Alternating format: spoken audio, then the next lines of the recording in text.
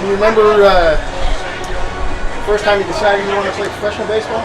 I think I was 8 years old when I first decided that I wanted to be a professional baseball player. And my mother had asked me what I wanted to do when I grew up, and I told her, I said I wanted to play Major League Baseball. And she told me that someone's got to do it, but it might as well be you. Do you remember your first glove? Yep, my first glove was just some cheap Walmart special glove. It was blue in color, and because my team colors were blue, I was going to play for Rinker Concrete, and I was like, it was my treasured possession, man. I mean, that's what I used to play catch with every day and play the field, and I really held on to that thing, slept with it and everything. Well, so what do you do to break in a glove?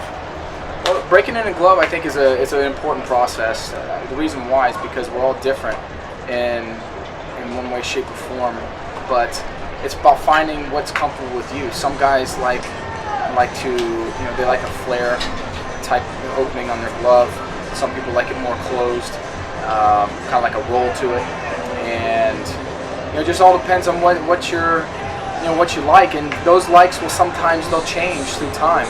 I mean, I used to be a real big roll guy, and what does that mean is I used to put all my fingers in their proper spot, and my glove was more broken, kind of like this. And what I found out was, being an outfielder, I'd make some diving catches, and the ball would squirt out. It would, the pocket wasn't as deep. I didn't have my fingers turned in, and my surface area for when I would open up my glove was less. And I started playing with some guys that had been up and down the big leagues. Trinidad Hubbard was a guy in particular, and when I talked to them, I told him I had a problem with balls squirting out, and he took a look at my glove and he said, "Man, here's a little trick." He took my pinky finger and my thumb, and he flared them out like this to give a better, more open surface area, so that I could have more chance of the ball being funneled down to the pocket. Another thing was I curled in my fingers right here, so when I would dive and the ball would try and squirt out, it would have a better chance at catching and the ball sticking in there. And from then on, man, I just really began to break my glove in that form, and it's worked really good for me. Infield play, it's a little bit different. I also had changed. Well, back in the outfield, I also changed to putting. I went to 2 fingers in the pinky hole to now 3. I go 3 here and 1 here to really form that pocket and have that flare.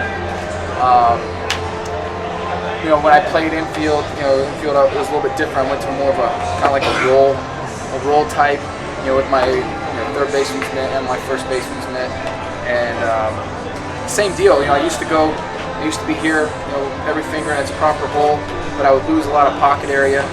But I went down to in the infield. I put 2 here and 1, and moved my fingers over like that, so I get a little bit better pocket. Cool. So obviously, just hearing you talk for a couple minutes here, your glove is a huge part of your game. Yeah. It seems to me somebody who takes their game seriously is going to take their equipment seriously. They're going to take the care of their glove seriously.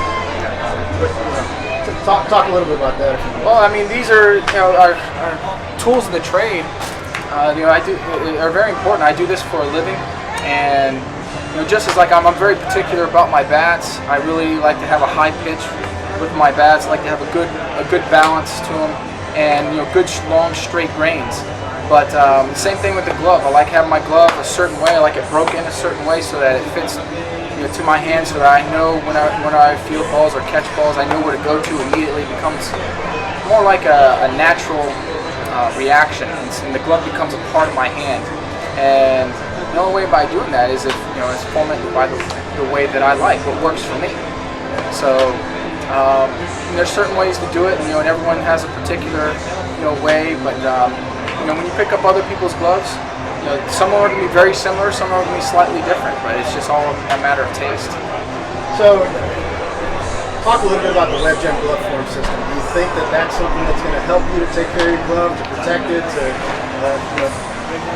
when you're traveling? Is it going to make your life easier and give you a better tool to work with? Absolutely. I think the WebGem glove system is very good in protecting my glove first and foremost. And these gloves are very expensive, and once you get them broken in the right way, the way you like, and you want to keep them that way. I mean, these gloves will last if you take care of them. And that system, I wish I had it before when I was younger, because what I could do is, when you're traveling, you throw your glove in a bag, it gets beat up and tossed around, and sometimes it loses its form, and I find myself taking my glove, stretching it back out, getting it to the form back to where I want, and to where it's comfortable. And through times, eventually it'll start to lose its form because of that, because it's going from the way I want it to the way I don't want it, being thrown in a bag, squashed, and bent every different way. So the WebGem glove system, it really it keeps everything very consistent. I don't have to mess with it. I can just pull on my bag and I can go. Awesome. Well, we really appreciate your time and good luck. Oh, thank you very much.